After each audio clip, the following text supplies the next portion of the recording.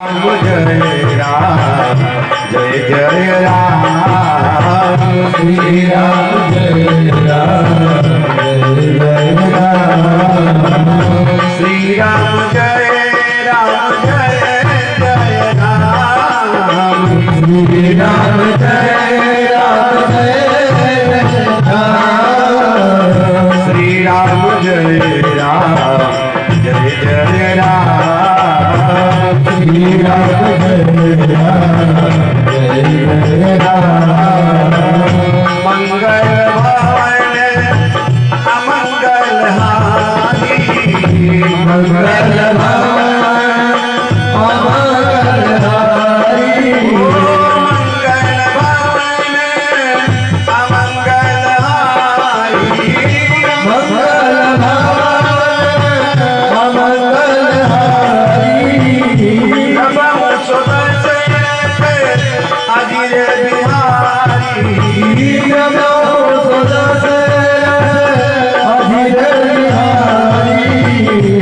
बहु सुदशरथ अजिर बिहारी बहु सुदशरथ अजिर बिहारी श्री राम जय राम जय जय राम श्री राम जय राम जय जय राम श्री राम जय राम जय जय राम श्री राम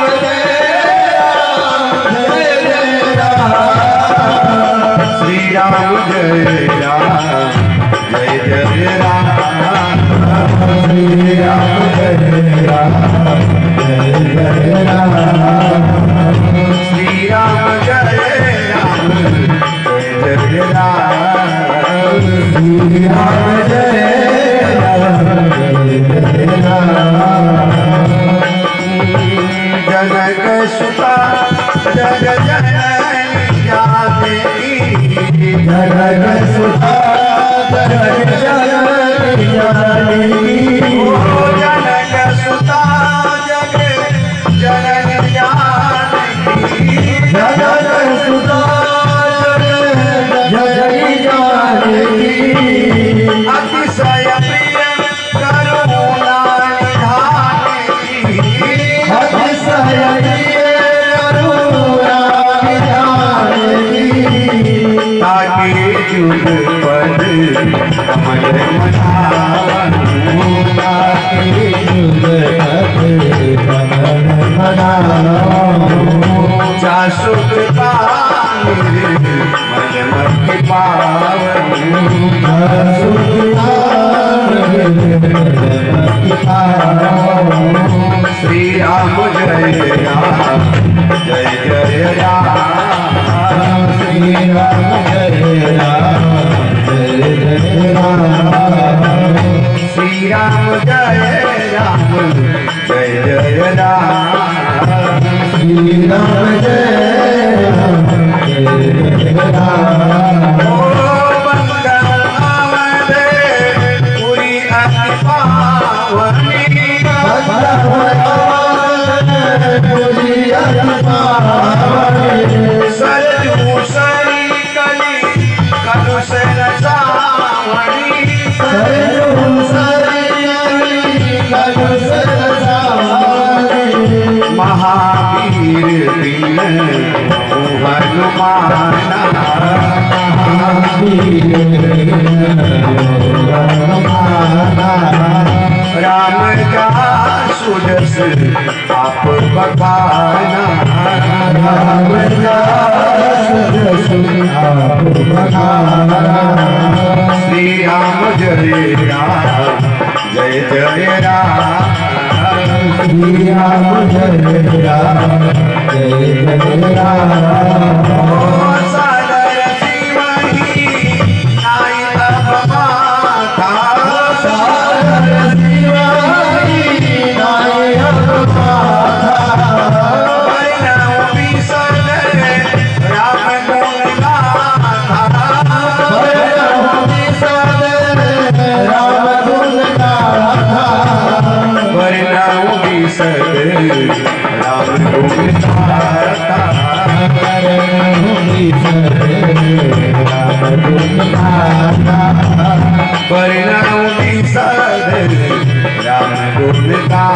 था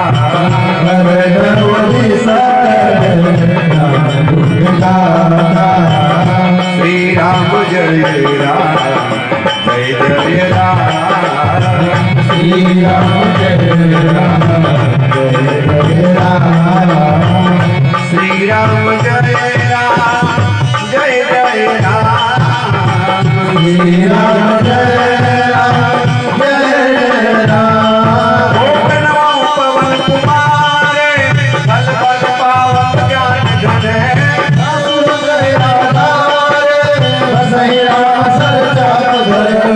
जासु हृदया श्री राम सरजा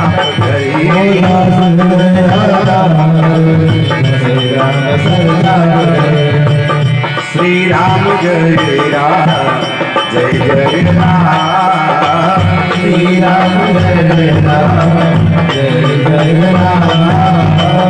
श्री राम जय राम जय जय राम श्री राम जय राम जय राम रथ जल बीच समय गायन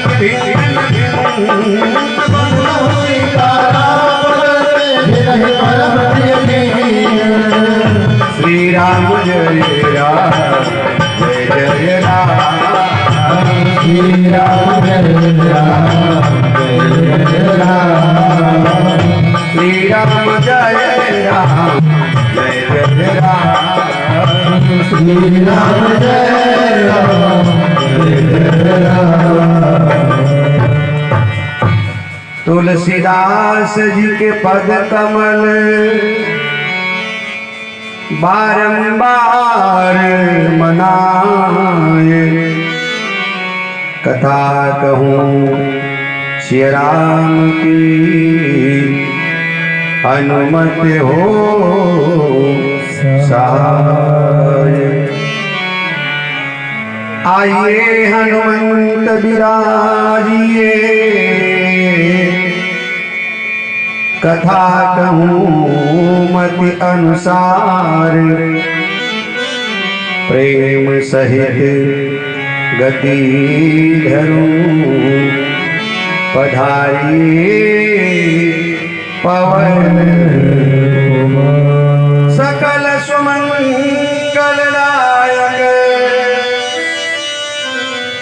रघुनायक गुण गान सादर सुनहि तरहि भव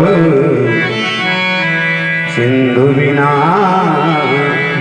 जल जाय जब तलक है जिंदगी फुर्सत न होगी काम से कुछ समय ऐसा निकालो प्रेम कर लो श्री राम जय जय श्री सीता जय जय श्री सीता जय जय श्री सीता बोलिए बलदार बिहारी लाल की राघवेंद्र सरकार की लक्ष्मी नारायण भगवान की गौरी शंकर भगवान की श्री अयोध्या धाम की सरजू मैया की अनंत बलवंत संत श्री हनुमंत लाल जी महाराज की संत समाज की जय भक्त समाज की जय विप्र समाज की जय गोस्वामी तुलसीदास जी महाराज की जय श्री रामचरितमानस महापुराण की जय परमपिता परमात्मा अनंत करुणा मरुणालय चराचर जगत के नियंता मर्यादा पुरुषोत्तम भगवान श्री राघवेंद्र सरकार के चरणों में प्रणाम करते हुए मैया श्री जानकी जी के चरणों में प्रणाम करते हुए श्री हनुमंत लाल जी महाराज के चरणों में प्रणाम करते हुए उपस्थित सभी विप्र समाज,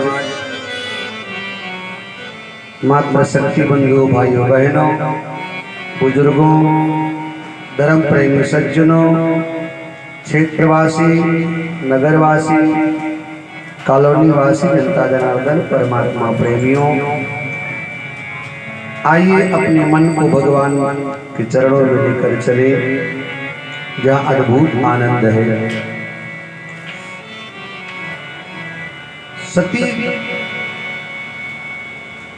भगवान श्री राम की परीक्षा लेते हैं, इसलिए महादेव ने उनका त्याग कर दिया। शिव के द्वारा त्यागी गई सती पिता के घर जाकर महादेव के अपमान को न सहने के कारण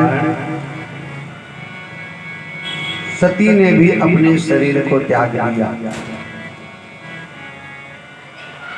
वैसे तो सती पहले ही मर चुकी थी। जीवन में यदि शिव तत्व तो नहीं है तो व्यक्ति मरा हुआ है।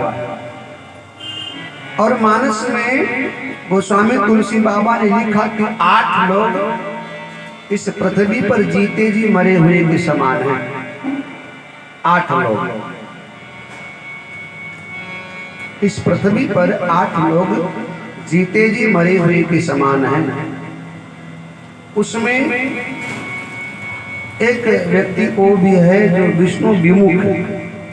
विष्णु विमुख जो भगवान से विमुख हो गया हो, जिसने भगवान की भक्ति करना छोड़ दिया हो, जिसने भगवान का भजन करना छोड़ दिया हो, जिसने भगवान की भक्ति करना छोड़ दिया हो, जो भगवान से विमुख हो गया हो, वो जीते जी मरी हुई के समान है। उसमें से एक सती भी है कि भगवान से विमुख हो गई। राम से विमुख हुई सो हुई, लेकिन भगवान शिव से भी विमुख हो गई। हर मोड़ पर भगवान शिव की बात का उन्होंने पालन नहीं किया, आज्ञा का उल्लंघन किया। सदा काम बस संतत क्रोधी, विष्णु विमुख श्रुति संत विरोधी। तन पोषक निंदक अगखानी, तन पोषक निंदक अगखानी। जीवत सब समय 14 प्राणी। सदा काम बस संतत क्रोधी, विष्णु विमुख श्रुति संत विरोधी। तन पोषक निंदक अगखानी, जीवत सम सव सम 14 प्राणी। सदा काम, जो काम के अधीन है वो व्यक्ति मरे हुए के समान। संतत क्रोधी, जो सतत क्रोध के अधीन हो वो मरे हुए के समान है। उसमें एक विष्णु विमुख भी है। विष्णु विमुख श्रुति संत विरोधी, जो श्रुतियों का विरोध करने वाला हो, संतों का विरोध करने वाला हो, सनातन का विरोध करने वाला हो, वो भी मरे हुए के समान है। तो सती ने मर्यादा पुरुषोत्तम भगवान श्री राम की अवहेलना किया। शिव की बात को नहीं मानी तो वो मरे हुए के समान थी।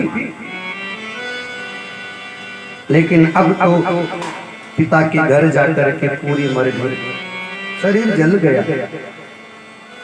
लेकिन वासना पुनर्जन्म का कारण बनता है, इसलिए सती का अगला जन्म महाराज हिमांचल महारानी मैना के यहाँ होता है और इनका नाम पड़ा पार्वती।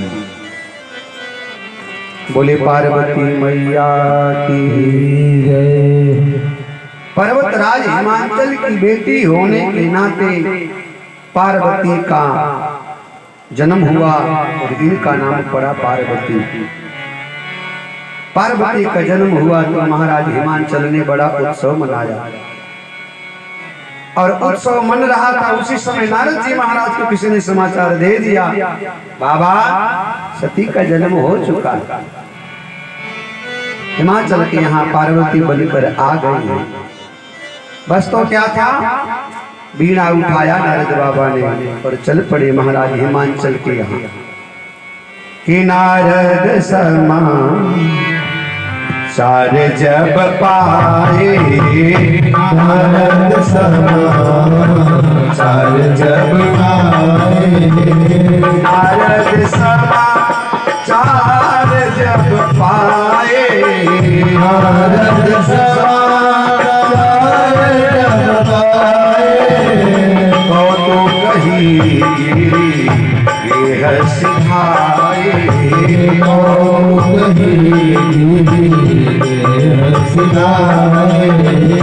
तो कही ये सिधाए,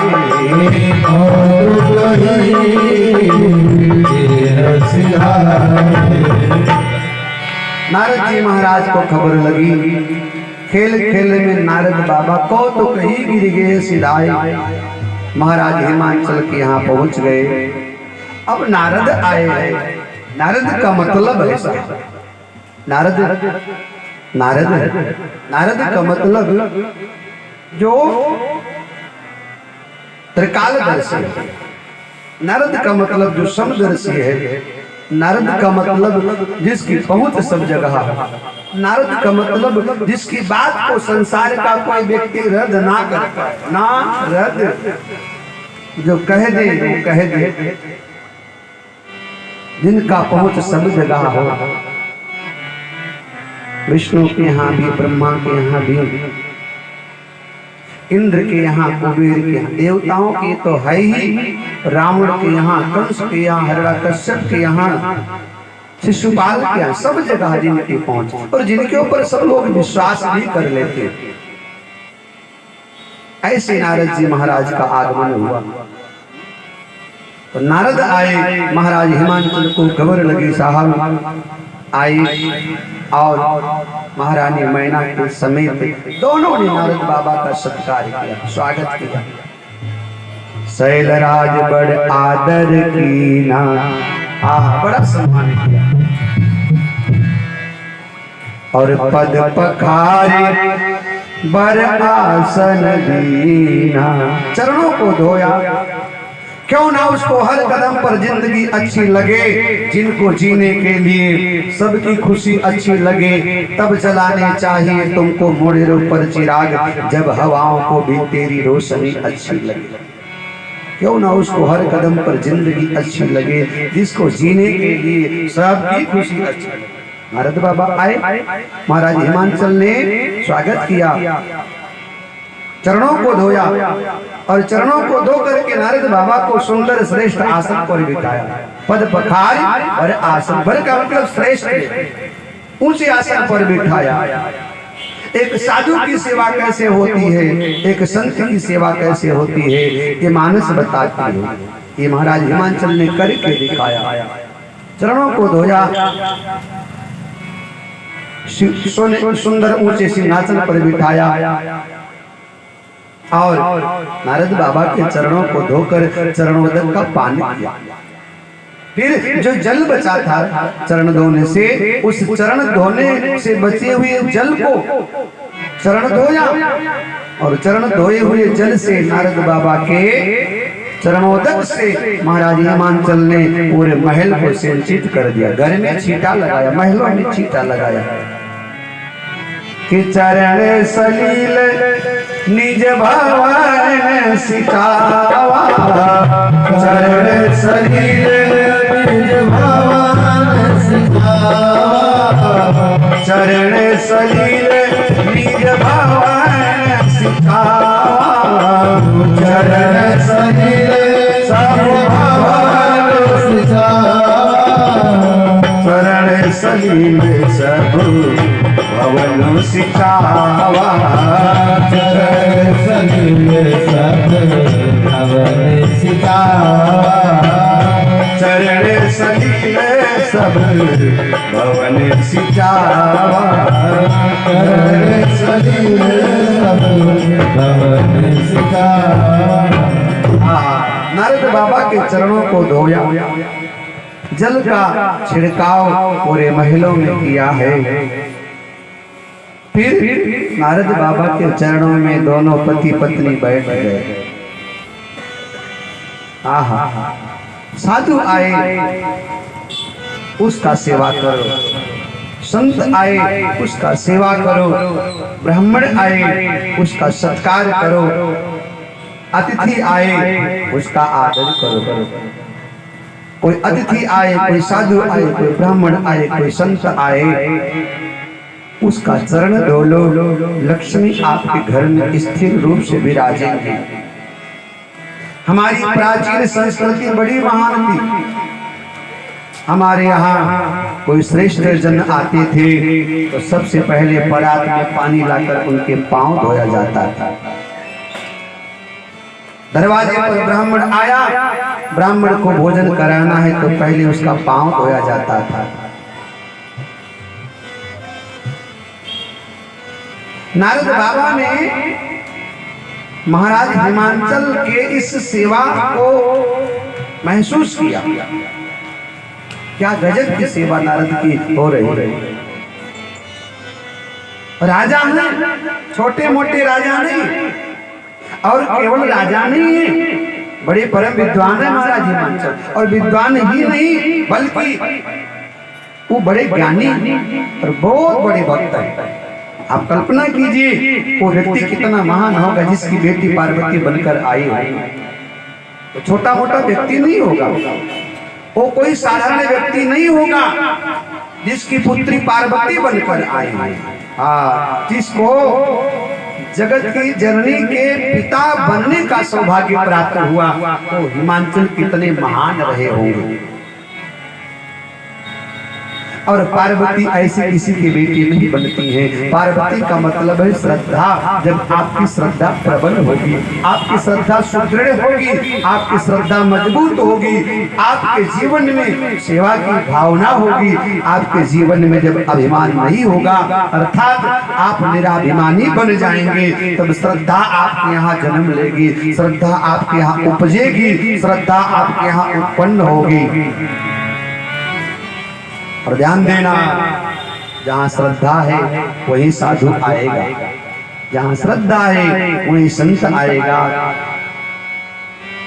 जिस वृक्ष में फल होते हैं उस वृक्ष पर ही पक्षी बैठते हैं, जिस वृक्ष में पत्ते होते हैं उन्हीं वृक्षों में आकर पक्षी बैठते हैं। ठूठे पेड़ पर कभी कोई पक्षी बैठता नहीं।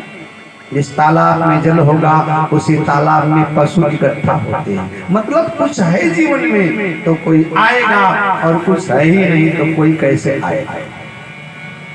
कौन कहता है कि दीदार नहीं होता है, आदमी खुद ही तलबगार नहीं होता है। अगर कुछ पाना है तो प्रहलाद बनो तुम पहले, ऐसे नरसिंह का अवतार नहीं हो। राजा सिंहासन पर ऊंचे बिठाए और दोनों पति पत्नी राजा के अभिमान को त्याग करके चरणों में जाकर बैठ गए। आहा, बैठे हैं सामने, हाथ जोड़ा और अपने भाग्य की प्रशंसा करने लगे। निज सौभाग्य बहुत गिरी बरना,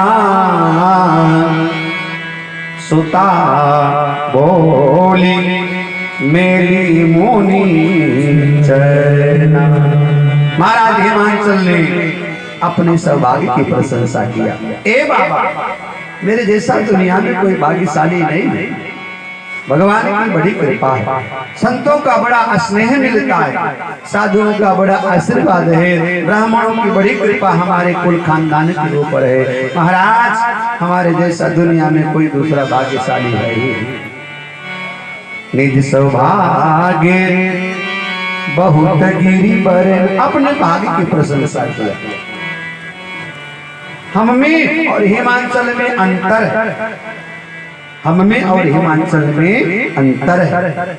हमारे यहाँ कोई ब्राह्मण आ गया, कोई साधु आ गया ना, तो हम अपने दुखड़े को रोने लगते, हाँ, मोटे मोटे आंसू बहाने लगते। हमारे यहाँ कोई साधु ब्राह्मण आ गया तो हम अपनी व्यथा को सुनाने लगते हैं, अपनी पीड़ा को बताने लगते हैं। महाराज बेटा बात नहीं मानता, बहू बात नहीं मानती, ये है वो है, तीन है तेरा इधर उधर, मतलब हमारी आदत है रोने की। हम जब स्वस्थ हैं, हम संपन्न हैं, तब कोई साधु ब्राह्मण आ गया तब हमने नहीं बताया कि हम ठीक स्थिति में, लेकिन मुसीबत थोड़ी आई, थोड़ा कमजोरी आई तो हम दुखड़ा रोने लगते। महाराज ये मान ने ऐसा नहीं, शास्त्र का दर्शन है, साधु से केवल अपने दुख को ही मत कहो, केवल अपने पीड़ा को ही मत कहो। कोई साधु मिल जाए तो एक बार ये भी कह दो कि भैया बड़ी कृपा है ठाकुर की, जीवन में दुख और सुख तो आते रहेंगे, लेकिन कभी कोई साधु मिल जाए, कोई संत, कोई ब्राह्मण मिल जाए, किसी तीर्थ में चले जाओ, कहीं ठाकुर के दरबार में चले जाओ तो कह दो सरकार बड़ी कृपा है तेरी, क्या सुंदर हाथ दिया है, क्या सुंदर पांव दिया है, क्या सुंदर आंखें दिया है, क्या सुंदर शरीर दिया है, क्या सुंदर परिवार दिया है। कभी अपनी प्रशंसा भी कर लिया, लेकिन हम लोग प्रशंसा में दुख जरूर सुनाते हैं। महाराज हिमाचल ने अपने सौभाग्य की बात बताई कि निज सौभाग्य बहुत गिरी बरना, अपने भाग्य की प्रशंसा किया। राम कथा का दर्शन है, जीवन में कोई साधु आ जाए, कोई सदगुरु आ जाए तो केवल रोना मत रो, कुछ तुम्हारे पास है वो बताओ, और तुम्हारे पास जो है वो किसी के पास नहीं है। पार्वती को बुलाया, चरणों में प्रणाम कराया, अपने भाग्य की प्रशंसा करते हुए और बोले महाराज हमारी बिटिया के हाथ की रेखा को देखकर जरा बताओ, इसके भाग्य में क्या क्या लिखा है, इसका जीवन कैसे है, इसका भविष्य कैसे होगा। एक बार जरा आप हाथ की रेखा को पढ़ करके तो बताओ। त्रिकालज्ञ सर्वज्ञ तुम, गति सर्वत्र तुम्हारी, कहूँ सुता के दोष गुण, मोनि पर हृदय विचारी। मेरी बिटिया के भाग्य में गुण और दोष जो हैं उनको जरा विचार करके कहो क्या क्या है।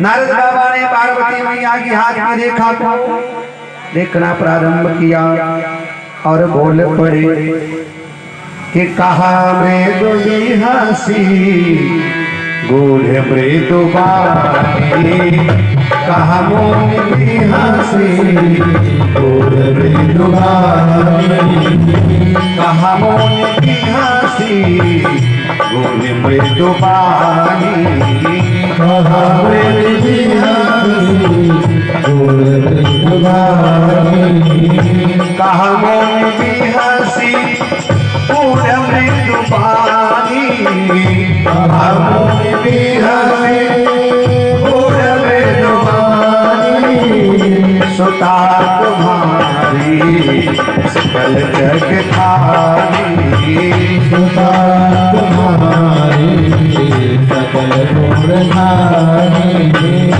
सुता तुम्हारी सकल गुण खानी, सुता तुम्हारी सकल गुण खानी, सुता तुम्हारी सकल गुण खानी, सुता तुम्हारी सकल गुण खानी।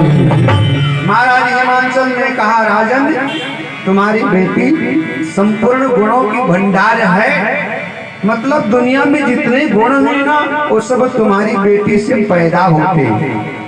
जैसे कोई पूछे कि आम कहाँ से आता है तो जवाब होगा आम के पेड़ से आता है। कोई पूछे अनाज कहाँ से आता है, अनाज खेत से आता है। कोई पूछे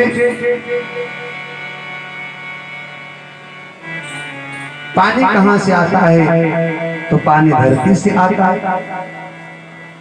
ऐसे ही नारद बाबा ने कहा, आपकी जो बेटी है, दुनिया में जितने गुण हैं उन गुणों की खान है, सारे गुण आपकी बेटी से उत्पन्न होते हैं। क्या क्या गुण है? बोले बड़ी सुंदर है। सुंदरता दो प्रकार से होती है, एक मन की सुंदरता और एक तन की सुंदरता। पार्वती दोनों तरीके से सुंदर है। कई लोग मन के सुंदर होते हैं, तन के भले सुंदर ना हो लेकिन मन के सुंदर, और कई लोग तन के सुंदर होते हैं लेकिन मन के सुंदर नहीं होते, मन के काले होते हैं। पार्वती मैया में दोनों गुण, तन की भी सुंदरता, मन की भी सुंदरता।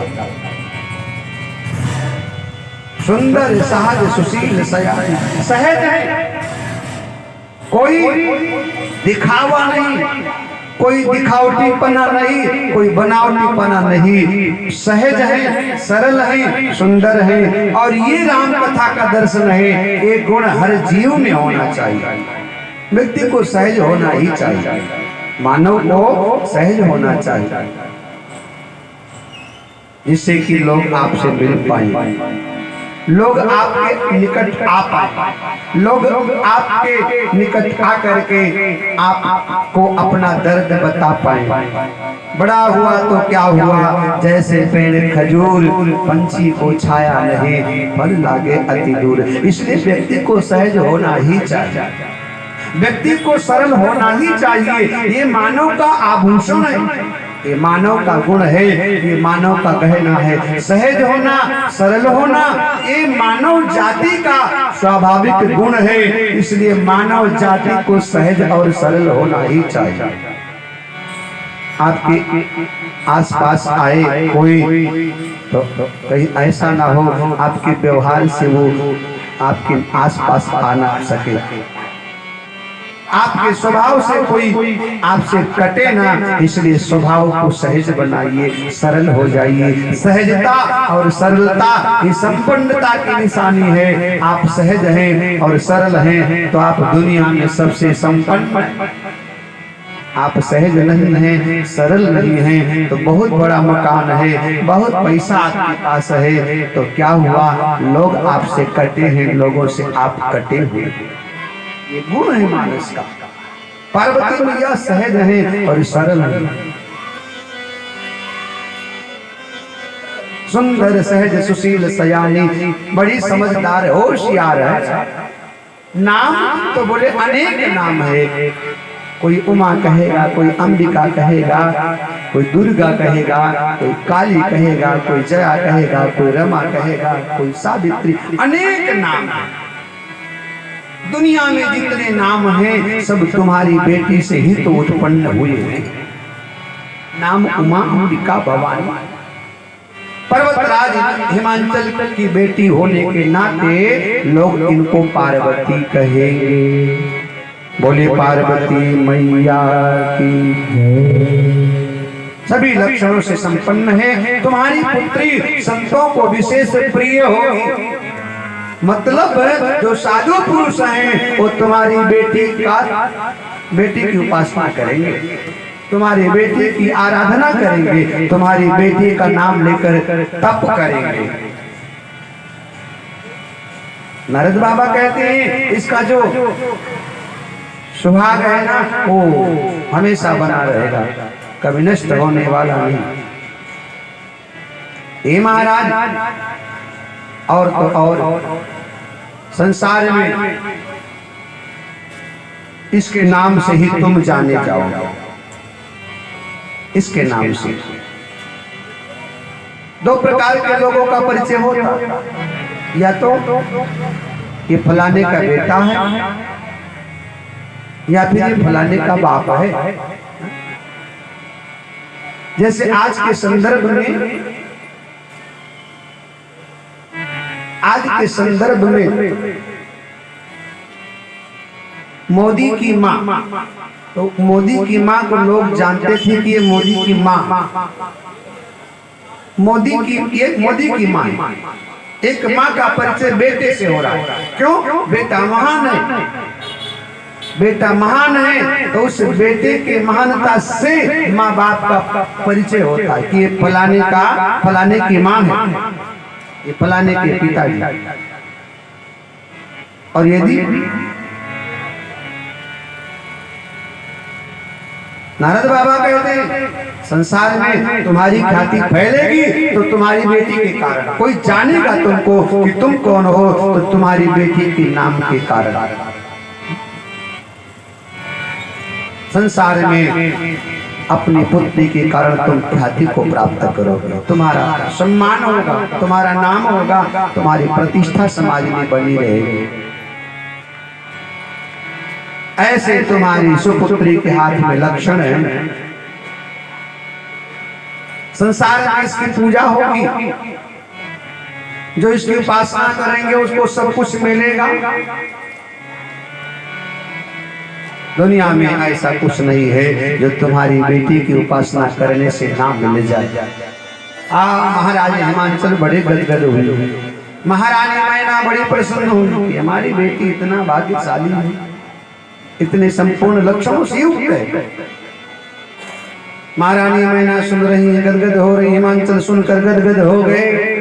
नारद बाबा की वाणी मौन होती है तो महारानी मैना ने पूछ लिया, बाबा ये बताओ इसके हाथ की रेखा में पति का स्थान क्या कहता है? देखिए, बेटी को लेकर बाप को अनेक चिंता हो सकती है, इसकी पढ़ाई, इसकी लिखाई, इसका कैरियर, इसका बेटी को लेकर बाप को अनेक चिंता हो सकती है, लेकिन बेटी को लेकर माँ को सर्वाधिक चिंता होती, इसका वर और घर कैसे मिलेगा। माँ को चिंता ज्यादा, मेरी बेटी का परिवार कैसा होगा, घर भर कैसा होगा। तो महारानी मैना को चिंता होगा और बोले, देवर्षि बताओ पति के कुल की रेखा क्या कह रही है? नारद बाबा ने कहा कि शैल सुलक्षण अरिसुता तुम्हारी, लेकिन सुनहु जे अब अवगुण दुई चार। वैसे तो आपकी बेटी सभी लक्षणों से युक्त है, लेकिन दो चार दोष भी हैं आपकी रेखा में, दो चार अवगुण है। महारानी मैना उत्सुक हुई जानने की, अवगुण क्या अवगुण है? नारद बाबा कहते हैं इसके जो पति की रेखा है वो ठीक नहीं, पति वाली रेखा गड़बड़ है, इसमें थोड़ा सा हमको गड़बड़ दिख रहा है। क्या क्या गड़बड़ है? बोले अगुण अमान मातु पितुहीना, उदासीन सब संशय चीर। अगुण, इसका जो पति होगा, नारद जी के शब्दों में अगुण, अगुण का मतलब जिसके पास कोई गुण ही ना, गुणहीन हो। लेकिन वास्तव में अगुण का मतलब जिसके गुण की कोई था ना हो, जिसके गुण का कोई पार ही ना, अमान। नारद के शब्दों में अमान का मतलब संसार में जिसका सम्मान ही ना हो, लेकिन अमान का मतलब जिसको मान सम्मान से कोई प्रयोजन ही नहीं। कोई माला पहनाए तो भी वही स्थिति, कोई माला खींच ले तो भी कोई फर्क नहीं, अपने आप में मस्त रहने वाला है अमान। मातु पितु ही ना, नारद के शब्दों में न कुल का न खानदान का पता, माँ बाप से भी उदासीन सब संशय छीना, उदासीन रहने वाला, निर्द्वंद रहने वाला, किसी प्रकार का कोई चिंता कोई फिक्र नहीं। आहा, ऐसा भाग्य की रेखा में लिखा हुआ है। और महाराज जोगी जटिल अकाम मन, नगन अमंगल वेश। जोगी है, जटिल है, अकाम है, जिद्दी है, अड़ियल है, नग्न अवस्था में विचरण करने वाला, ऐसे हाथ की रेखा में लिखा हुआ। अस स्वामी यही कहूँ मिलहि परिहस्त असरेख। ऐसी हाथ की रेखा बता रही है। महाराज हिमांचल ने सुना, मैनी ने सुन, मैना ने सुना तो महारानी मैना उदास हो गई। नारद बाबा रेखा को पढ़ रहे हैं, लेकिन ऐसा दुनिया में कौन है समझ में नहीं आया। ऐसा कौन? महारानी मैना रोने लगी, उदास हो गई और बोली, बाबा जब हमारी बेटी के हाथ की रेखा में पति ठीक नहीं है तो फिर ठीक ही क्या? भारतीय संस्कृति में बेटी का 2 बार जन्म होता है, 2 बार। एक वो अपने माँ बाप के यहाँ जन्म लेती है और एक अपने पति के यहाँ उसका जन्म दोबारा होता है। माँ बाप के यहाँ बेटी धीरे धीरे धीरे धीरे सीख जाती है। माँ बाप के यहाँ पल पोस करके बड़ी हो जाती है। बचपने में थोड़ी बहुत गलतियां भी हो जाए तो माँ बाप नजरअंदाज कर दिया करते, छोटी है, बच्ची है। लेकिन अचानक एकाएक जब वो पति के घर जाती है ना, तब उसका वहाँ एक नया जन्म होता है और वहाँ की गलती स्वीकार नहीं की जाती। वहाँ एक नया जन्म होता है, वहाँ नया सब कुछ नया होता है। वहाँ की अलग पूजा पद्धति, वहाँ की अलग बोलचाल, वहाँ के लोगों का अलग स्वभाव, अलग व्यवहार, वहाँ के लोगों का अलग नजरिया। सबको परखना पड़ता है, जांचना पड़ता है, सबके मन के अनुकूल उसको ढलना पड़ता है। तो बेटी का पति के घर में एक नया जन्म दोबारा से होता है, जहाँ उसको धीरे धीरे सब कुछ सीखना पड़ता है। वहाँ की पूजा पद्धति, वहाँ की सभ्यता, वहाँ की संस्कृति, वहाँ का व्यवहार, वहाँ के लोगों का खान पान, उनकी पसंद, वहाँ उसको दोबारा सब कुछ सीखना पड़ता। महारानी मैना ने कहा, बाबा जब पति के हाथ की रेखा ठीक नहीं है तो फिर ठीक ही क्या?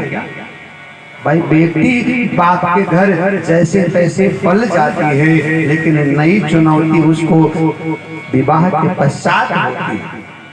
उसके जीवन की शुरुआत विवाह के पश्चात होती है, इसलिए वहां नई चुनौती होती है। महारानी मैना उदास हो गई, महाराज हिमांचल जी उदास हो गए, लेकिन पार्वती को नहीं प्रसन्न है, क्योंकि पार्वती को मालूम है कि जो जो रेखा में लिखा है वो गुण हमारे महादेव में है, वो विराजमान पाए जाते हैं। होई नम्रखा देव ऋषि भाषा, उमा सुबचन हृदय राखा। जो नारद ने कहा वो सत्य है, तो पार्वती बड़ी प्रसन्न, मुझे मेरा सुख मिल जाएगा। उपजव शिव पद कमल स्नेहु, उपजव शिव पद कमल स्नेहु, उपजव शिव पद कमल स्नेहु, उपजव शिव कमल स्नेहु, मिलन कठिन मन भाषण देहु, मिलन कठिन मन भाषण देहु,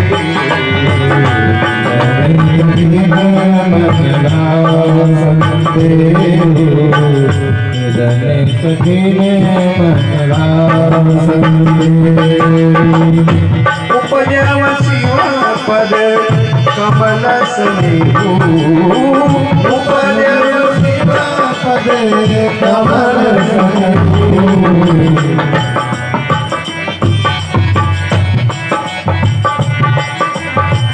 मिलन कठिन मन भाषण देहु, मिलन कठिन मन भाषण देहु, मिलन कठिन मन भाषण देहु, एक दिन मन बांधे।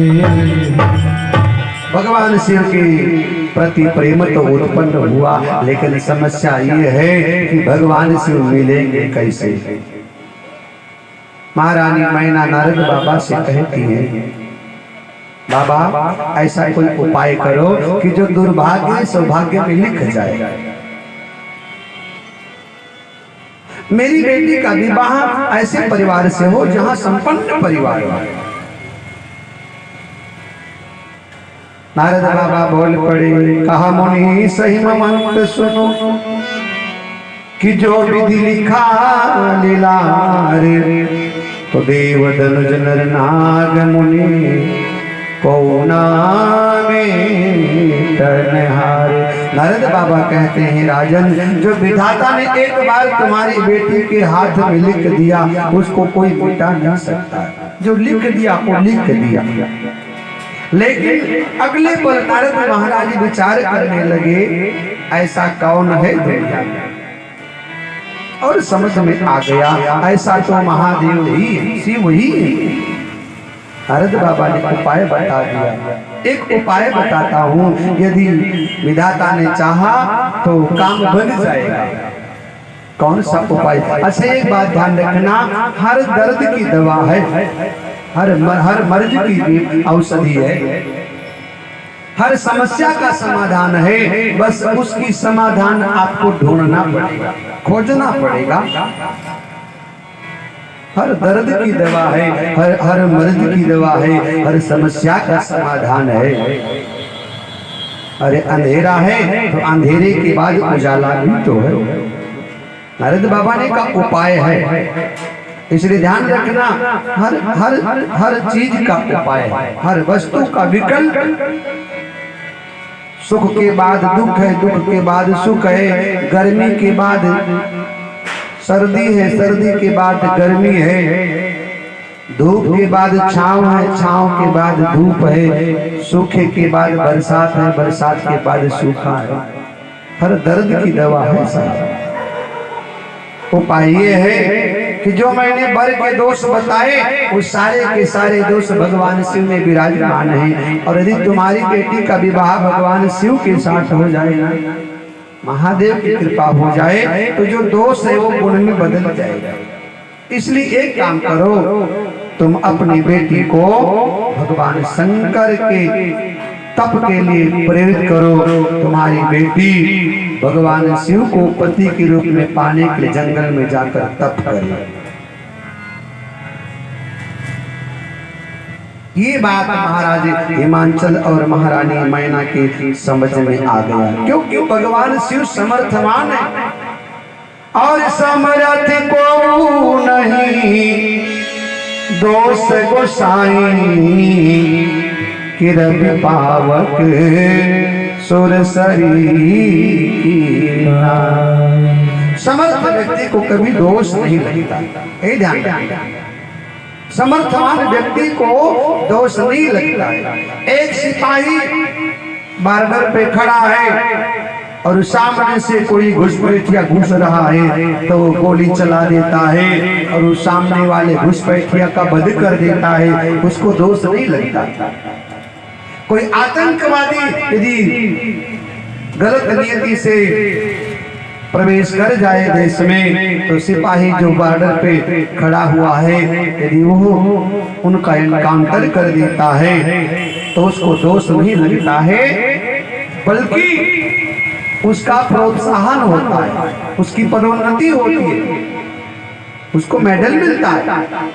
और हम आप किसी को मार दे तो साहब जेल हो जाएगा, मारता वो भी है और हम आप मारेंगे तो दोनों में अंतर है, क्योंकि उसको सरकार की तरफ से ऐसा आदेश है, उसको पावर मिला हुआ है, उस समर्थवान है।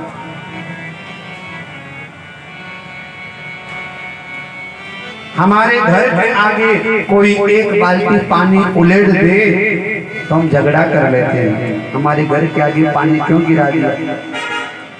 और वो जब पूरा टैंकर खोल करके जब पूरा घर बहा लेता है, पूरा खेत खलिहान बहा ले जाता है, गांव का गांव बह जाता है, शहर का शहर बह जाता है, लोग के लोग बह जाते हैं, तो उसका कोई कुछ क्योंकि समर्थवान ऐसा। हमारे आपके घर के सामने कोई माचिस तीली फेंक करके जला करके फेंक दे, हम झगड़ा करने लगते हैं। हमारे घर के आगे तुमने माचिस की तीली जला कर क्यों फेंका, और जब वो आग लगाता है ना तो पूरा गांव जल जाता है, पूरा शहर, पूरा खेत, क्योंकि समर्थवान उसको कौन कोई नहीं कहेगा।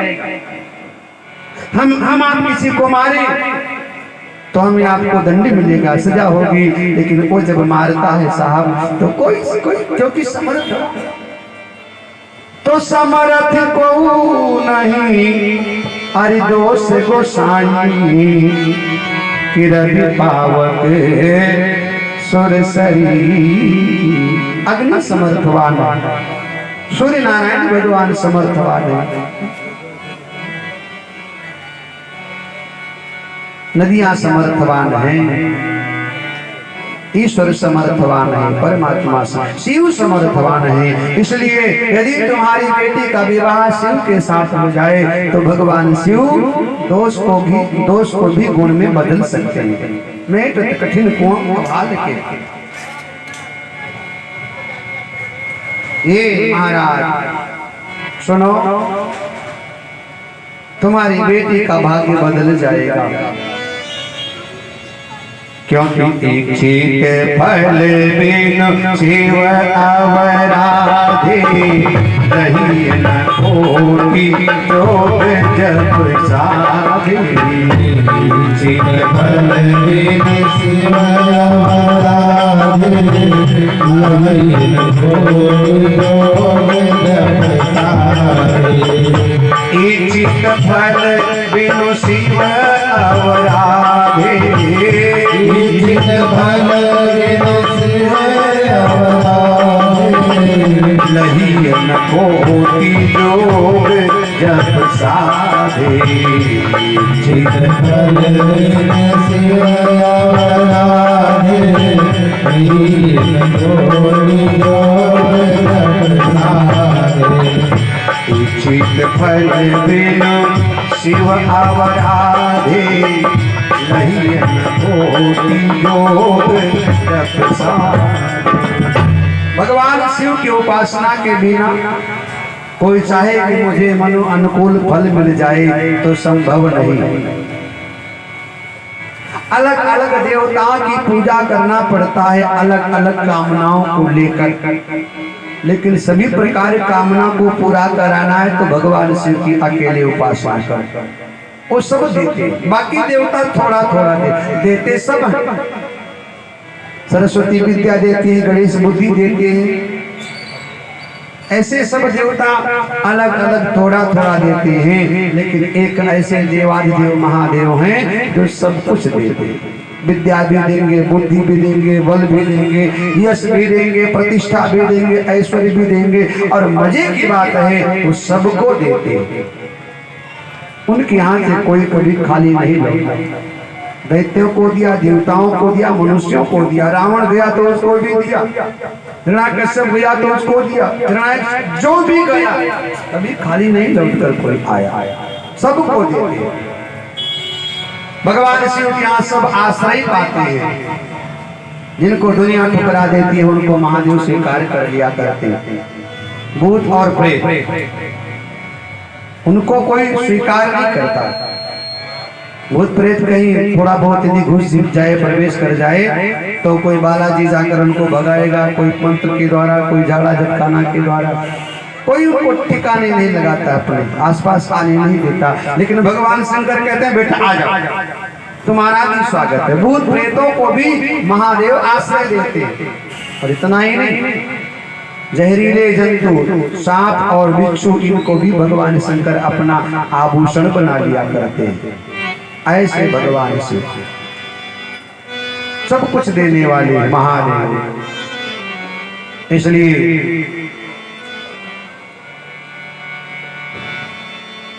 ओम नमः शिवाय बोलो, ओम नमः शिवाय, ओम नमः शिवाय बोलो, ओम नमः शिवाय, ओम नमः शिवाय बोलो, ओम नमः शिवाय, ओम नमः शिवाय बोलो ओम नमः शिवाय शिव शंभो का महामंत्र है मुक्ति का उपाय शिव शंभो का महामंत्र है मुक्ति का उपाय ओम नमः शिवाय बोलो ओम नमः शिवाय ओम नमः शिवाय बोलो ओम नमः शिवाय ओम नमः शिवाय बोलो ओम नमः शिवाय ओम नमः शिवाय बोलो ओम नमः शिवाय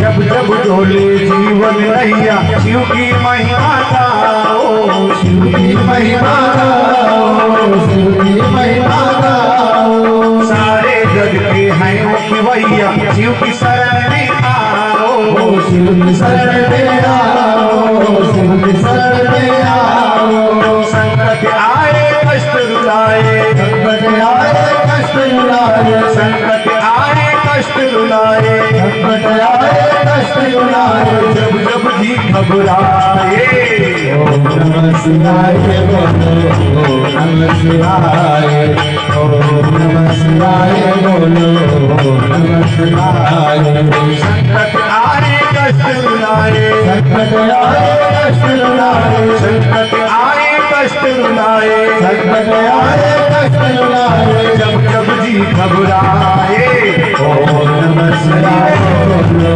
ओम नमः शिवाय ओम नमः शिवाय बोलो ओम नमः शिवाय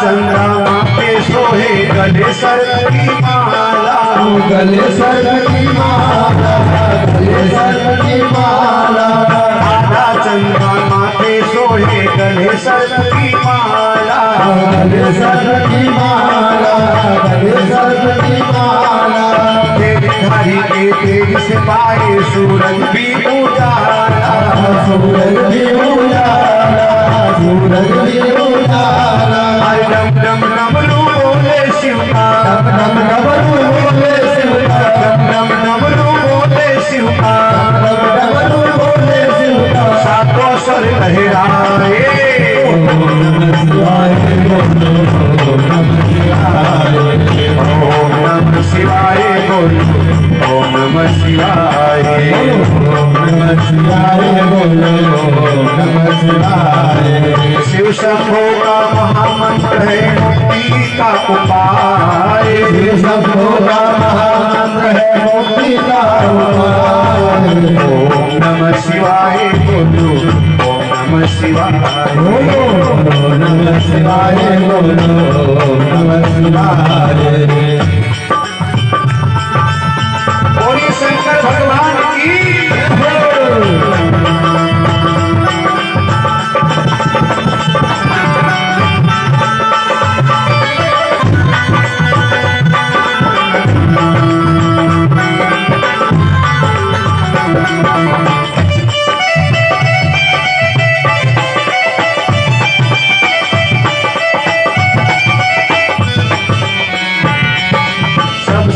प्यारे सबसे प्यारे बाबा भोले वाले हैं, बाबा भोले वाले हैं, बाबा भोले वाले हैं। सबसे प्यारे सबसे प्यारे बाबा भोले वाले हैं, शिव बाबा भोले वाले हैं, शिव बाबा भोले वाले हैं। राम नाम की मस्ती में वो रहते मस्त निराले हैं, रहते मस्त निराले हैं, रहते मस्त निराले हैं।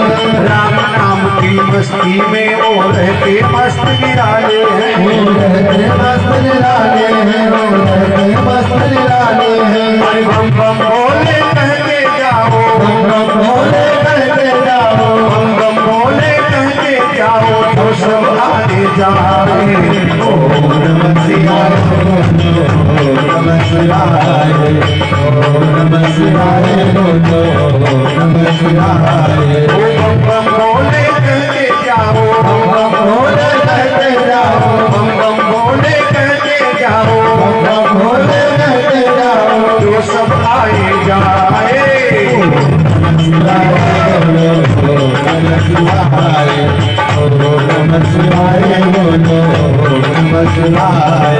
शिव शंभो का महामंत्र है मुक्ति का उपाय। ओम नमः शिवाय, ओम नमः शिवाय, ओम नमः शिवाय बोलो, ओम नमः शिवाय। ओम नमः शिवाय, ओम नमः शिवाय। ओम नमः शिवाय, ओम नमः शिवाय, ओम नमः शिवाय, ओम नमः शिवाय, ओम नमः शिवाय बोलो, ओम नमः शिवाय, ओम नमः शिवाय, ओम नमः शिवाय। हर हर हर हर हर महादेव। शंकर भगवान की जय हो। नारद बाबा आशीर्वाद देकर चले गए। इधर अपने पति को महारानी मैना जब अकेले में पाती है ना, एकांत में, तो रोने लगी। अच्छा, माताएं बहुत जल्दी भावुक हो जाती हैं, ये बहुत जल्दी रोने लगती है। माताएं बात बात में रोने लगती हैं।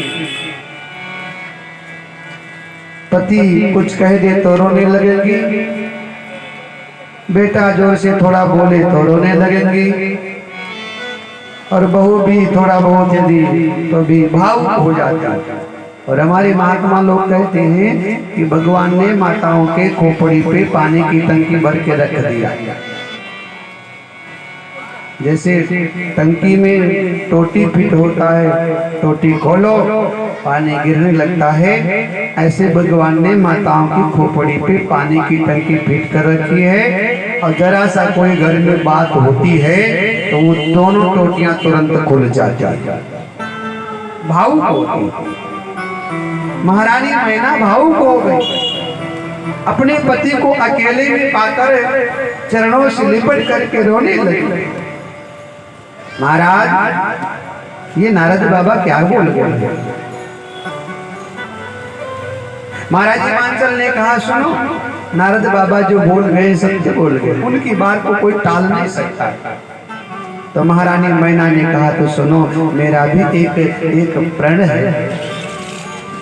महाराज, यदि घर और वर अनुकूल होगा तो मैं विवाह करूंगी, नहीं तो मेरी बेटी कोई हमें भार नहीं लगती है।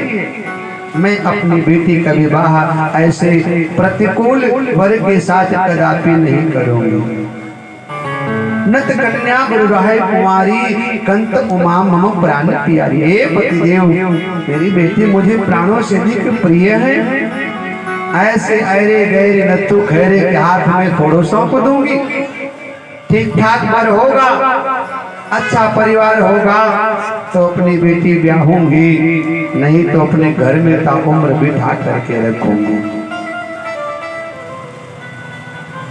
महाराज, यदि अपनी बेटी का विवाह ऐसे वर के साथ कर दोगी ना, तो एक तो वैसे तुम्हारे ऊपर पहले से मोहर लगा है कि तुम जड़ हो।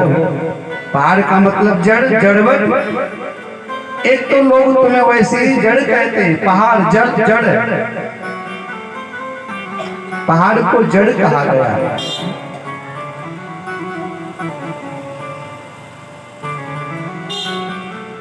मानस में भी तुलसी बाबा ने लिखा है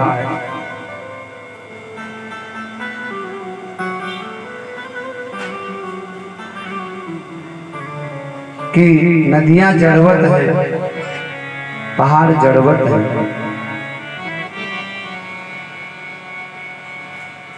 इनका स्वभाव जड़वत है।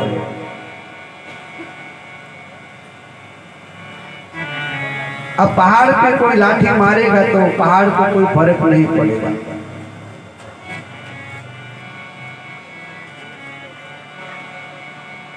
नदी को कोई लाठी मारेगा तो नदी को कोई फर्क नहीं पड़ेगा। एक तो तुम्हारे ऊपर पहले ठप्पा लगा है कि तुम जड़ हो, और जो न मिले पर गिर जही जोगू, तो गिर जड़ सहज कहाँ सब लोगों कहेंगे वास्तव में जड़ तो जड़ ही ठहरा ना। इसलिए हम और दूसरा कलंक अपने माथे पे लेना नहीं चाहते। इसलिए ऐसा कुछ करो जो कलंक का हमें पात्र न बनना पड़े। चरणों में गिर पड़ी। नारद जी महाराज ने जो बताया उसका स्मरण करके रोने लगी। महाराज हिमाचल बोले, महारानी सुनो कि बर पावक प्रगट शशि माही, लेकिन नारद बचन अन्यथा नाहि। चंद्रमा शीतल है, भले उसमें अग्नि प्रकट हो जाए, चंद्रमा में आग लग जाए, अग्नि ज्वाला प्रज्वलित हो जाए, लेकिन नारद की बात को कोई टाल ही नहीं सकता है।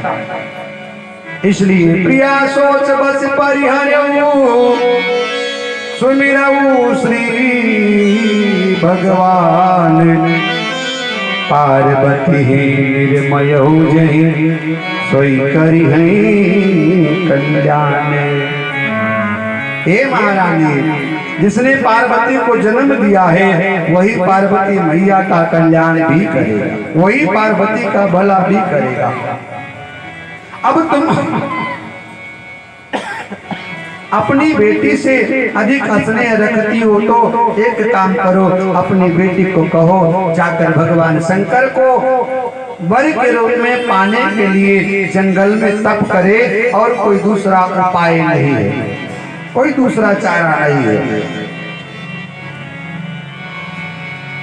रात्रि आई है, रात्रि व्यतीत हो गई, प्रातः काल हुआ। महाराज हिमाचल महारानी ने निर्णय लिया है कि बेटी को जंगल में तपस्या करने के लिए भेजना ही पड़ेगा। इधर प्रातः काल पार्वती मैया नारद बाबा की बात को याद करके प्रसन्न तो थी ही, मैया के पास भोर में आ गई और मैया से मैया बोली कि सुनहो तुम्हें दीघ अस सपन सुनायो तो, सुंदर गौर सुबी प्रबर अस उपदेश मोहि।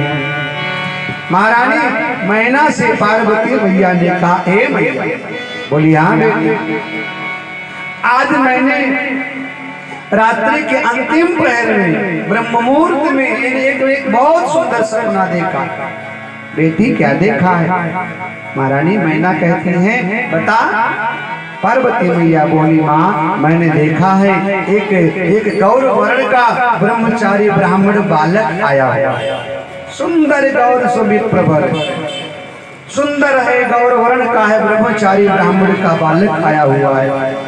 क्या कह रहा है बेटी? माँ तो मुझे कह रहा है कि तुम जंगल में जाकर भगवान की तपस्या, वो मुझे तपस्या के लिए प्रेरित कर रहा है। महारानी मैना दौड़कर बेटी को गले में भर लेती हैं, बाहों में भर लिया, छाती से लगा दिया और बोली, बेटी तूने तो मेरे मुंह की बात को छीन लिया। हम भी तो यही कहना चाहते थे, क्योंकि तुम्हारा भला इसीलिए, तुम्हारा कल्याण इसीलिए। और राम कथा का दर्शन है, हमेशा बेटी को अपने माँ के भाव को समझ करके काम करना चाहिए। हमेशा माँ क्या चाहती है, माँ क्या कहना चाहती है, माँ के मन में क्या है, माँ कहे इसके पहले बेटी माँ के मनोदशा को पढ़ करके और उसके अनुकूल, उसके अनुसार काम करना चाहिए, है? इसलिए भारतीय संस्कृति महान है। यहाँ मनो अनुकूल व्यक्ति काम करता है, मन की भाषा को बिना कहे समझ जाया करता है। आप लोग पत्नी की भूमिका में हैं। अब आपको मालूम होगा कि आप अपने पति के मन की बात को कैसे जान जाती हो। जान जाती हो ना कि मेरे पति सुबह कौन सा पानी पिएंगे, गर्म की ठंडा।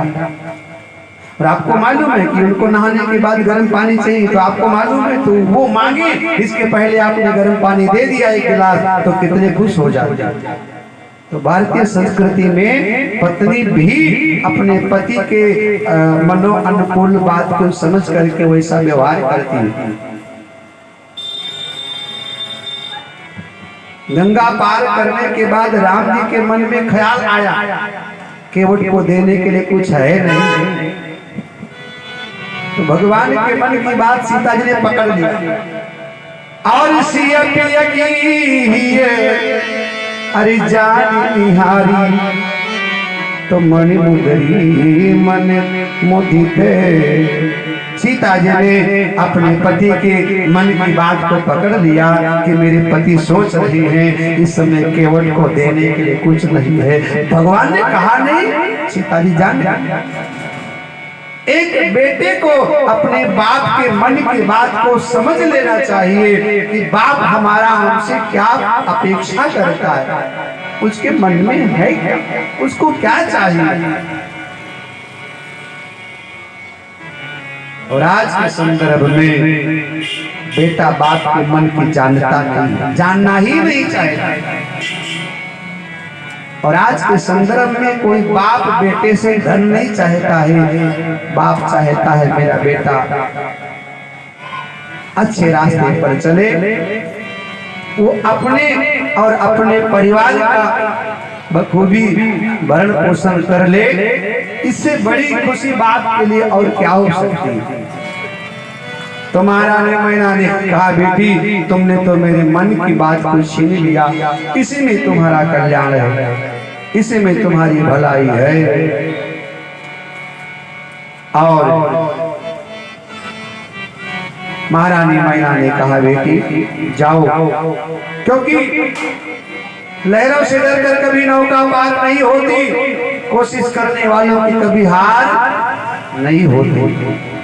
एक चींटी दाना लेकर दीवालों पर चढ़ती है, चढ़ते दीवालों पर 100 बार फिसलती है, मन का विश्वास रगों में सांस भरती है, चढ़कर गिरना गिरकर चढ़ना ना अखरती है।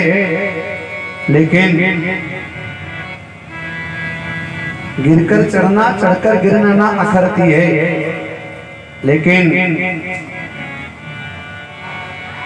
वो एक ना एक बार तो अपने मकसद में कामयाब होती ही है। कोशिश उसकी हर बार बेकार नहीं होती, कोशिश करने वालों की कभी हार नहीं होती। डुबकियां सिंधु में गोताखोर ही लगाता है, जा जाकर खाली हाथ लौट कर आता है, मिलते नहीं सहज ही मोती पानी में, पर बढ़ता तो ना उत्साह उसे उस हैरानी में, और मुट्ठी उसकी खाली हर बार नहीं होती। कोशिश करने वालों की कभी हार, असफलता एक चुनौती है, इसे स्वीकार करो। क्या कमी रह गई? सोचो और विचार करो। जब तक सफल ना हो, नींद और चैन को त्यागो तुम। संघर्ष का मैदान छोड़कर मत भागो तुम, क्योंकि कुछ किए बिना जय जयकार नहीं होती। लहरों से डरकर कभी नौका पार नहीं होती, और कोशिश करने वालों की कभी हार नहीं होती। समर में वही कश्तियां निकलती हैं साहब, जिन्हें मालूम है कि हवाएं भी तेज चलती हैं। इसलिए जाओ बेटी। तप बल रचई प्रपंच विधाता, तप बल विष्णु सकल जग धाता। तप बल रचई प्रपंच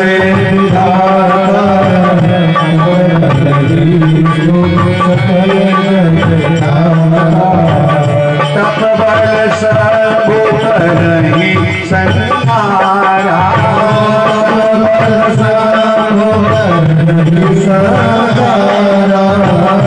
तप बल संग करहि संहारा, तप बल शेष धरहि मणि मारा। तप बल संग करहि संहारा, तप बल शेष धरहि मणि मारा। तप आधार सब सृष्टि भवानी, तप आधार सब सृष्टि भवानी। करहु जाई तपो अस जिय जाई, तप आधार सब सृष्टि भवानी। करहु जाई तपो अस जिय जाई, तप आधार सब सृष्टि भवानी। करहु जाई तप अस जिय जाई, तप आधार सब सृष्टि भवानी। करहु जाई तप अस जिय जाई। राजा राम राम राम राजा राम राम राम, राजा राम राम राम, राजा राम राम राम, राम राम राम, राजा राम राम राम, राजा राम राम राम। वो अमृत है हरि नाम जगत में, अमृत है हरि नाम जगत में, अमृत है हरि नाम जगत में, अमृत है हरि नाम जगत में। हरि छोड़ी विषय विष पीना, क्या हरि नाम नहीं तो जीना, क्या हरि नाम नहीं तो जीना, क्या हरि नाम नहीं तो जीना, क्या हरि नाम नहीं तो जीना। अमृत है हरि नाम जगत में, अमृत है हरि नाम जगत में, अमृत है हरि नाम जगत में, अमृत है हरि नाम जगत में। हरि छोड़ी विषय विष पीना, क्या हरि नाम नहीं तो जीना, क्या हरि नाम नहीं तो जीना, क्या हरि नाम नहीं तो जीना, क्या हरि नाम नहीं तो जीना, क्या हरि नाम नहीं तो जीना, क्या हरि नाम नहीं तो जीना, क्या हरि नाम नहीं तो जीना, क्या हरि नाम नहीं तो जीना, क्या।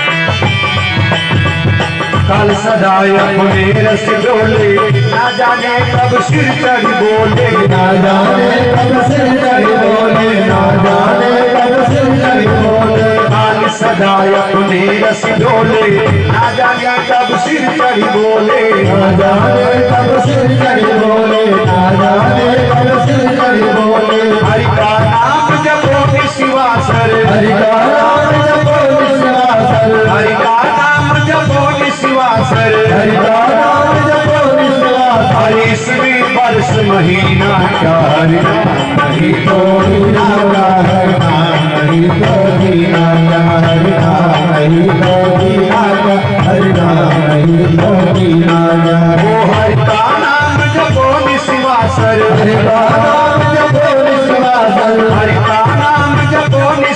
सरासर इसमें वर्ष महीना क्या हरि नाम नहीं तो जीना क्या हरि नाम नहीं तो जीना क्या हरि नाम नहीं तो जीना क्या हरि नाम नहीं तो जीना क्या अमृत है हरि नाम जगत में अमृत है हरि नाम जगत में अमृत है हरि नाम जगत में अमृत है हरि नाम जगत में और विषय विष पीना क्या हरि नाम नहीं तो जीना क्या हरि नाम नहीं तो जीना क्या हरि नाम नहीं तो जीना क्या हरि नाम नहीं तो जीना क्या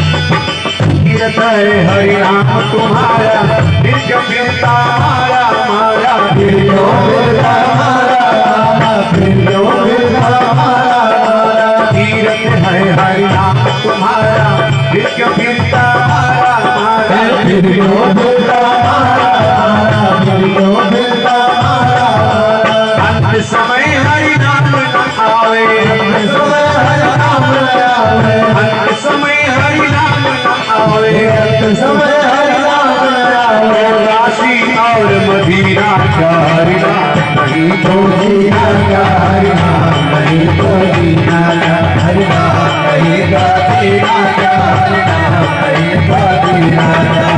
अंत समय हरि नाम न आवे समय हरि नाम आवे अंत समय हरि नाम न आवे समय हरि नाम आवे काशी और मदीना क्या हरि नाम नहीं तो जीना क्या हरि नाम नहीं तो जीना हरि नाम नहीं तो जीना क्या हरि नाम नहीं तो जीना क्या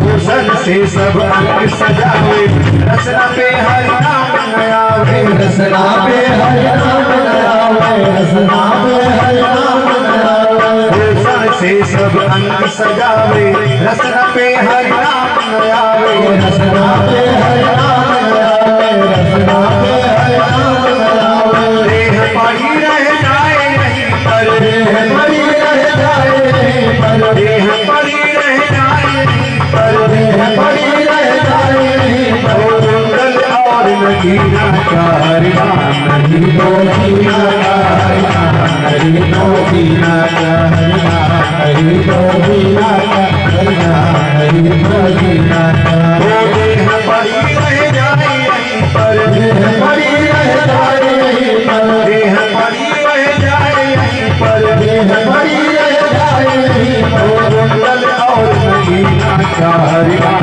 नहीं तो जीना क्या हरि नाम नहीं तो जीना क्या हरि नाम नहीं तो जीना क्या हरि नाम नहीं तो जीना क्या हरि नाम नहीं तो जीना क्या हरि नाम नहीं तो जीना हरि नाम नहीं तो जीना क्या हरि नाम नहीं तो जीना क्या हरि नाम नहीं तो जीना क्या हरि नाम नहीं तो जीना क्या हरि नाम नहीं तो जीना क्या हरि नाम नहीं तो जीना क्या हरि नाम नहीं तो जीना क्या हरि नाम नहीं तो जीना जय जय श्री सीताराम जय जय श्री सीताराम जय जय श्री सीताराम बोली राघवेंद्र सरकार की जय शंकर भगवान की।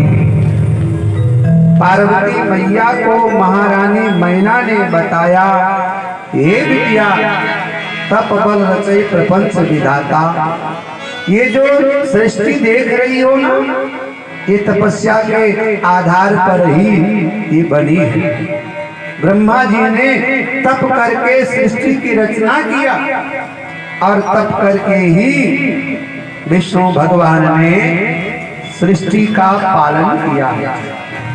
और तपबल शंभु करुणी संघारा, तपस्या के ही बल पर भगवान शिव सृष्टि का संहार करते हैं। हे बेटी, तपस्या के ही बल पर शेष नाग इस पृथ्वी पर अपने फन पे धारण करते हैं। और पुत्री, ये पूरा संसार तप आधार सब सृष्टि भवानी, ये पूरा संसार तप के आधीन है। इसलिए तुम भी जंगल में जाकर भगवान शिव को पति के रूप में प्राप्त करने के लिए तप करो।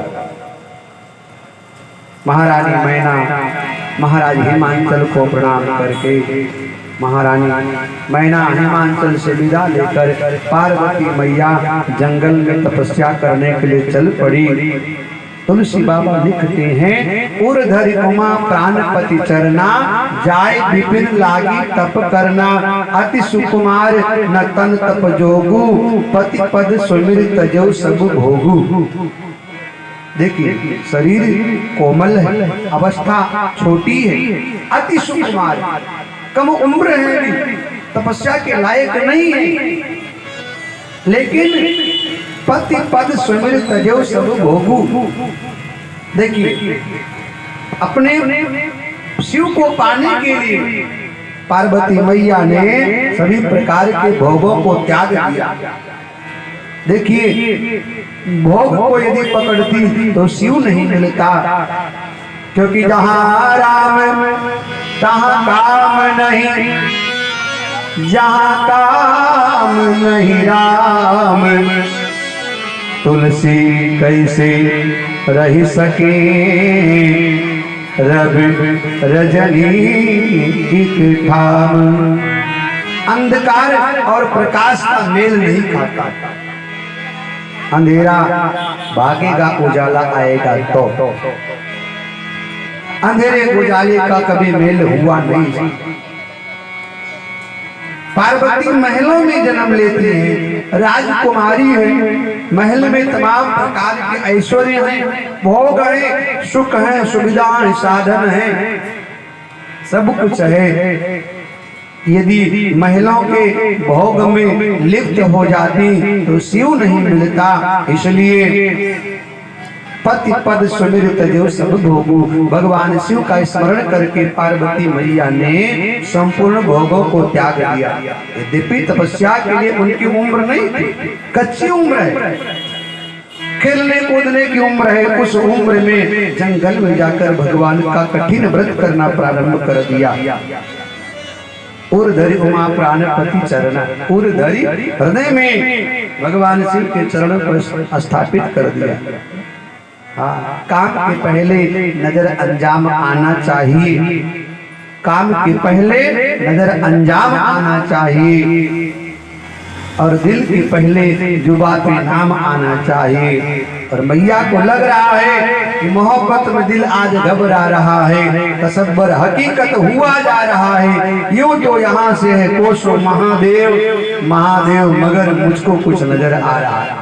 उनको लग रहा है मेरा शिव मुझे मिलेगा, उनको लग रहा है मेरा शिव मुझे स्वीकार करेगा, उनको लग रहा है मैं अपने शिव को पति के रूप में प्राप्त करूंगी। अब गई जंगल में, जंगल में कोई सुख नहीं है, कोई साधन, कोई सुविधा नहीं है, कोई भोग नहीं है, जंगल में कष्ट है, जंगल में मुसीबत है, जंगल में मेहनत है, जंगल में तमाम प्रकार की समस्याएं हैं, सर्दी है, गर्मी है, धूप है, छांव है, वर्षा है, तमाम प्रकार भय है। लेकिन इन सब के बावजूद बस भगवान शंकर का स्मरण करके पार्वती मैया तप कर रही है। नाना प्रकार भगवान से को रिझा रही है। और मजे की बात यह है कि पूजा दो प्रकार से होती है। एक तो मन से होती है पूजा, और एक केवल दिखावटी पूजा होती है, बनावटी पूजा। एक होता है आप मंदिर जाते हैं, और एक होता है आपको जबरदस्ती किसी ने भेजा हो। तो मंदिर जाना स्वेच्छा से ये अलग विषय है, लेकिन कोई आपको जबरदस्ती भेजे तो वो अलग विषय है। दो प्रकार से पूजा होती है, एक मन से और एक किसी के दबाव में आकर के। जैसे यहाँ कथा हो रही है, आप अपने मन से आए हो तो अच्छी बात है, और बहू ने डांट फटकार करके भेजा हो तो थोड़ा सा भाव बदल जाता है ना। कथा में ना आओ तो बहू तो डांटेगी कि बूढ़ा सारा दिन झगड़ा करते हैं, सारी बूढ़ा अम्मा कथा सुनती है, हमारी बूढ़ा झगड़ा करने के लिए घर में तो फटकार करके भेजे। तो दोनों में अंतर, एक भाव से आओ। पार्वती मैया जो तब कर रही है ना, इनमें उनका अपना व्यक्तिगत भाव है, उनमें कोई जबरदस्ती नहीं आई कि भेजी गई हो, ऐसा अपनी स्वेच्छा से आई, अपनी इच्छा से आई है। इसलिए नित नव चरण उपज अनुराग,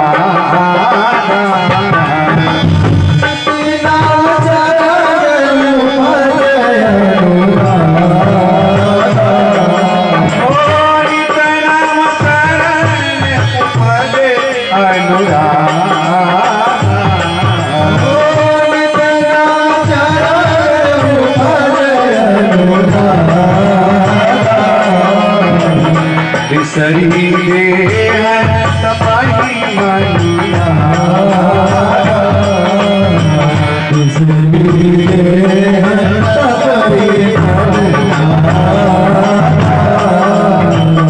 बिसरी दे तपाई मनिया, बिसरी दे तपाई मनिया। देखिए भाव को समझिएगा, कितनी नव चरण उपज अनुराग। पार्वती मैया भगवान शिव के प्रति इतनी संकल्पित है, इतनी समर्पित है कि नित नव चरण उपज अनुराग, नित्य नया स्नेह भगवान शिव के लिए उत्पन्न होता। एक होता है आप पूजा में बैठे हो और जल्दी जल्दी माला पूरा करना, पूरा ही नहीं हो रहा है, और एक होता है चलो एक माला हो गया एक और कर ले, फिर हो गया एक और, नहीं एक और कर लेते, अब वो एक और हो गया तो फिर एक और कर लेते। एक हुआ कि माला पूरा करना है और वो जल्दी पूरा ही नहीं हो रहा, मन कहीं और है। और एक है एक माला पूरा हो गया तो मन नहीं माना, चलो एक माला और कर लो। नित नव चरण उपज अनुराग, नित्य नया स्नेह उत्पन्न हो रहा है, नित्य नया प्रेम उत्पन्न हो रहा है भगवान शिव के चरणों में। बिसरी दे तपई मन लागा, भूल गई मैं कौन हूँ। शायद याद रहता कि मैं राजकुमारी हूँ तो तप नहीं कर पाती, शायद याद रहता कि मैं महलों की पली हूँ तो तप नहीं कर पाती, शायद याद रहता कि मैं बड़े बाप की बेटी हूँ तो तप नहीं कर पाती। तब सती की तरह तर्क करती लेकिन तप नहीं कर पाती। यहाँ भूल गई कि मैं कौन हूँ, भूल गई, बस केवल एक याद है, वो शिव है और कुछ नहीं। बिसरी दे तपही मन लागा, स्वयं को भूल गई, और भूलना पड़ेगा, मिटा दे अपनी हस्ती को। अगर कुछ मर्तबा चाहे कि दाना खाक में मिलकर गुले गुलजार होता है, मिटा दे अपनी हस्ती को अगर कुछ मर्तबा चाहे। आपने देखा किसान जब खेत में बीज बोता है ना, तब वो बीज जब अंकुरित होता है, वो जब पौधे के रूप में आता है तो सबसे पहले उस बीज को अपना अस्तित्व नष्ट करना पड़ता है ना। अब देखिए गेहूं का कभी आप पौधा देखिए, वो जब फसल के रूप में अंकुरित होता है तब गेहूं अपने अस्तित्व को मिटा दिया करता है। आप डोलोगे तो गेहूं नहीं मिलेगा, उसका अस्तित्व मिट जाएगा। तो मिटा दे अपनी हस्ती को। अगर कुछ मर्तबा चाहे दाना खाक में मिलकर तब भूले गुलजार होता है। पार्वती मैया बोल गई कि मैं कौन, मैं याद रहता तो सती की तरह तर्क करती, तप नहीं करती, परंतु तप कर रही हैं और एक पांव के बल पर तप कर रही खड़ी होकर। घटना घटित नहीं हुई। फिर भोजन पानी छोड़ दिया, फिर भी घटना घटित नहीं हुई। साग पात खाकर गुजारा कर रही हैं, फिर भी घटना घटित नहीं हुई। बेल का पत्ता खाकर गुजारा कर रही हैं, फिर भी घटना घटित नहीं हुई। अब केवल वायु का सेवन करती, हवा पी कर जी रही हैं, फिर भी घटना घटित नहीं हुई। और धीरे धीरे उन्होंने हवा का भी पान करना छोड़ दिया, अब श्वास लेना भी बंद कर दिया।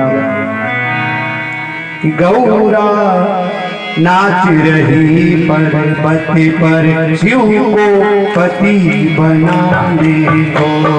गौरा नाच रही पर्वती पर शिव को पति बनाने को।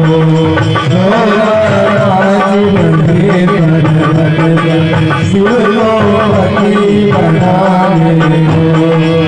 पति बनाने को, शिव को पति बनाने को।